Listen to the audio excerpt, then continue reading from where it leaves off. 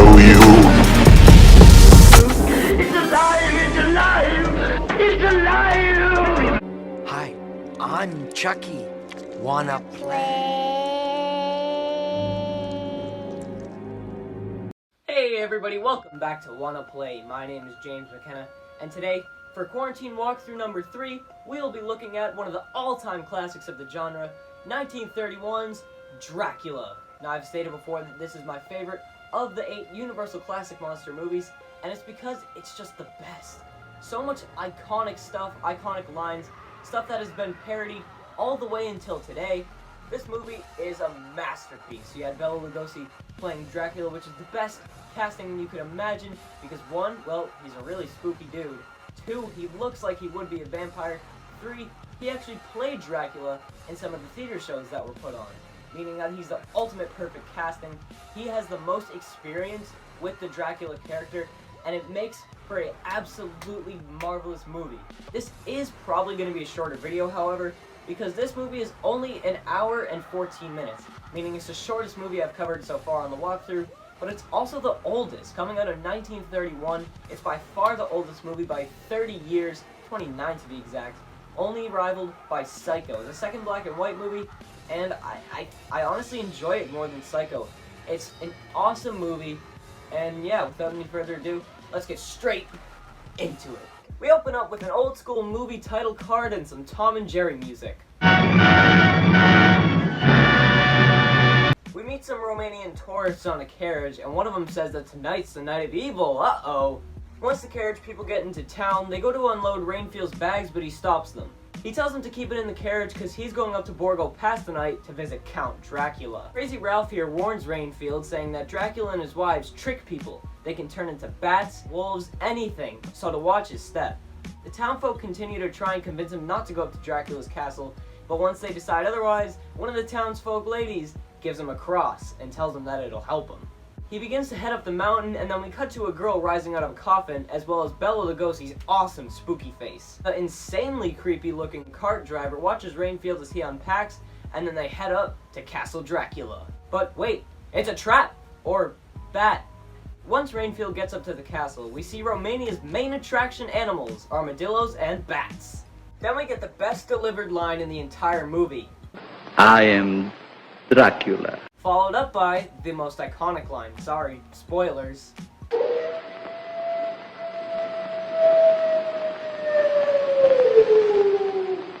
Listen to them. Children of the night. What music they make. Dracula then proceeds to walk through a spider's web without it getting broken at all, and then once Rainfield sits down, we get another awesome close-up on Dracula's face. The two of them plan to head to London tomorrow, but then Rainfield cuts his finger. Dracula creepily walks over to him, but his cross falls down by accident, and he shields himself away. Later that night, Rainfield goes to open a window, but one vampire bat later, he's dead on the ground, and being feasted upon by Dracula and his wives.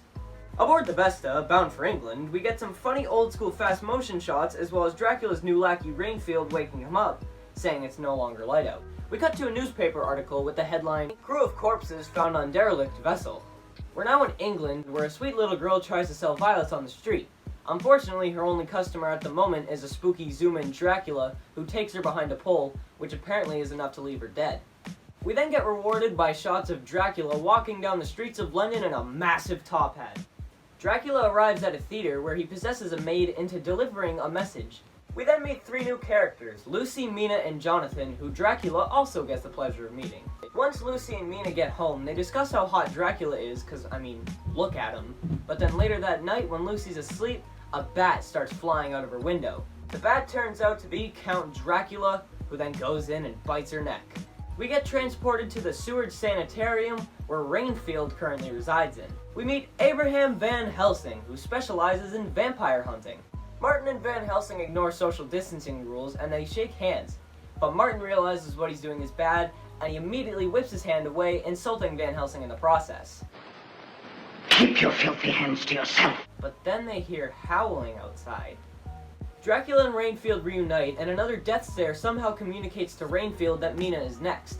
Oh, creepy Dracula smile. Mina is somehow alive the next morning, and some crazy talk grabs the attention of Van Helsing. They discuss his dream, but then Van Helsing notices bite marks on Mina's neck. Then we get this pair of lines. What could have caused them, Professor? Count Dracula. Way to go, you figured it out. Are you gonna kill him? Oh, no, never mind. I guess that was just a coincidence. Dracula begins to talk to Mina, but then when Van Helsing looks in the mirror, Dracula doesn't appear. Van Helsing goes to test his theory, and he gets proven correct because when he whaps out the mirror, Dracula spikes it off the ground. Jonathan goes outside to the balcony and notices a wolf out there. Then Van Helsing explains to everybody the signs of how you know somebody's a vampire. Rainfield overhears the whole thing, so he tells him a story about how Dracula controls the rats, all while Dracula listens on. Dracula and Van Helsing finally have a showdown, and then to some epic fight music, Dracula goes to possess Van Helsing, but he resists. Dracula goes to lunge at Van Helsing, but he whaps out a cross, which ultimately puts Dracula down for now. Mina tells John of how she loves the night, and then when a bat shows up, she says, "I will." Mina's eyes then, presumably, turn red, and she gives him a Dracula stare. She snaps out of it though, and then later on we get arguably the sexiest of close-ups on Bela Lugosi's beautiful vampire face. He takes Mina down to his lair, but then John and Van Helsing interrupt. Dracula thinks that this means that Rainfield sold out on him, so he brutally murders him, but ignores the other two. John and Van Helsing go to his lair, and they discover his coffin as well as Mina's, but when they go to open up Mina's, she's nowhere to be found. Van Helsing grabs a stick, and then John gets up to look for Mina. While he's doing that though, we hear a scream off screen, which means that Dracula is finally put down for good. John, Mina, and Van Helsing manage to escape the lair, meaning that this is end of movie. But you know the drill by now, don't go away yet, because it's awards time. We're kicking things off with a brand new award, which is my favorite part. Now this is just my opinion. It'll be the part that I thought was done the best, acted the best, delivered the best, wrote the best.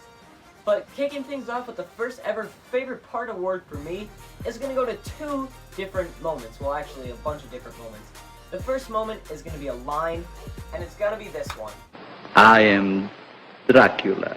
As I said, delivery is one of the best parts about movies, and this is the best delivered line in the movie by far. This is the first line that Bela Lugosi / Dracula has in the movie, and all it does is it tells you his name, but it also tells you his character. The way he says it, with a creepy smile on his face, it tells you everything you need to know about this character and everything you need to know about this movie. So well done, so well spoken by Bela Lugosi, who's one of the greatest of all time. But the second part of my favorite part award is going to go to all the close-ups on Dracula's face. It was so good, so spooky, and it's great.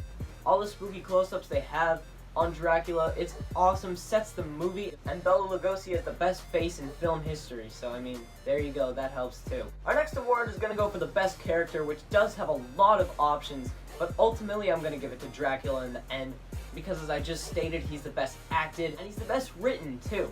Everything that Dracula does in this movie, you imagine a real vampire to do. Maybe that's probably because this completely inspired vampire, like everything, that I guess rises points, but Bela Lugosi makes Dracula such an iconic character that it really just has to be the best character in the movie. And it's really the only one that people remember. Like when people say, oh, vampire, there's really two names for vampires now. There's vampire and Dracula. Dracula's just a name for the vampire, but if it wasn't for him, we would not have vampires, 100%. Worst character though is gonna go to Martin because he doesn't really have a point. He's the worst character in the movie because he doesn't add to it at all. He's kind of like a comic relief character, but I don't think this movie is... I don't think it should have any comic relief. That's why he's on here. It's not that I don't like the guy, it's just he has no purpose. There's no point in him being in the movie. I don't even think I mentioned him once throughout the whole video. This is the first time I'm mentioning him, which just goes to show, yeah, I guess he kind of earned it. So, yeah, on to the next award. Best kill in the movie is gonna go to Rainfield. All of these kills are off screen, but I don't think this movie really needs gory and gruesome death just to be scary. It's scary on its own, but definitely the most detailed one and most vicious one has to go to Rainfield. The way that Dracula swiftly grabs him by the neck and lifts him over his head, it's awesome. One of the scariest parts of the movie is definitely Rainfield's death, and the fact that he didn't deserve it and Dracula's just being a vicious monster here. I think it has to go to him. There's no other person who can get it. The worst kill though is going to go to Dracula himself because it happened completely off screen. This isn't the original vampire movie, that was Nosferatu, in 1922, I believe. And in that one, you had the characters legitimately stick him through the heart. It showed him. But in this movie, it cut off screen. It was a very faint screaming for Dracula. And I think because of this is why the stick through the heart thing to kill Dracula isn't as iconic as other parts, like he's a bat, he can't be seen in mirrors, he's only awake during the night.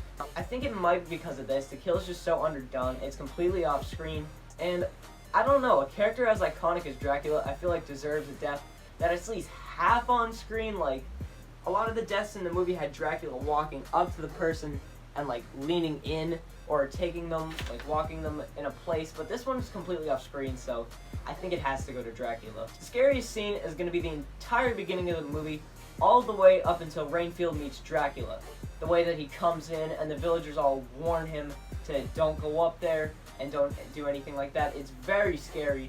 It also sets the tone of the movie, like Dracula's line, "I am Dracula."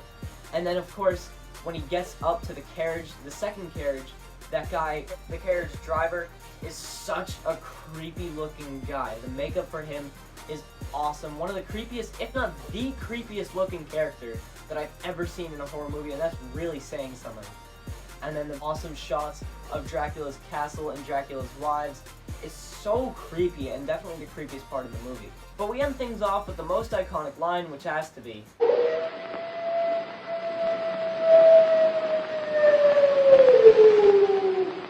Listen to them.